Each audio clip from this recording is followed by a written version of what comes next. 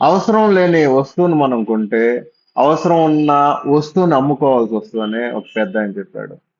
అదేవిధంగా లోన్ పరిభాషలో అవసరం లేని లోన్ని మనం తీసుకుంటే అవసరం ఉన్న లోన్ని మనం తీసుకోవటానికి మనకాడ ఎలిజిబిలిటీ ఉండదు.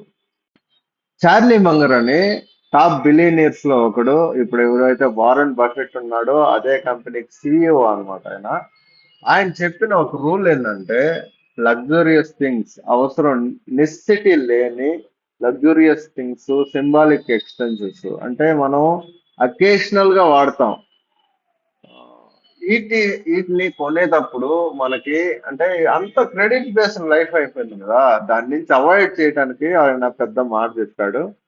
దాన్ని అవాయిడ్ చేయటానికి ఆయన చెప్పిన ఒక విషయం చాలా బాగా నన్ను ఆకర్షించింది. ఆయన చెప్పింది ఏంటంటే ఇన్విజిబుల్ ట్యాగ్ అనే ఒక ఆలోచనని మనం మదిలో ఉంచుకోమన్నాడు. అంటే ఒక 30,000 పెట్టి మనం ఒక వస్తువుని తీసుకున్నాం, లగ్జరీ వస్తువుని. ఆయన ఆ 30,000 చూడమనట్లేదు. ఆ 30,000కి 20 సంవత్సరాలకి 8% కాంపౌండ్ ఇంట్రెస్ట్ ఏంటి ఎంత అవుద్దో, 1,30,000 నుంచి 1,40,000 ఇంకొంచెం ఒక 10,000 పెరుగుద్దేమో. అంటే ఆయన చెప్పేది ఇన్విజిబుల్ ట్యాగ్ అంటే అది. అంటే మనం 30,000 కాదు ఖర్చు పెడుతుంది, 1,40,000.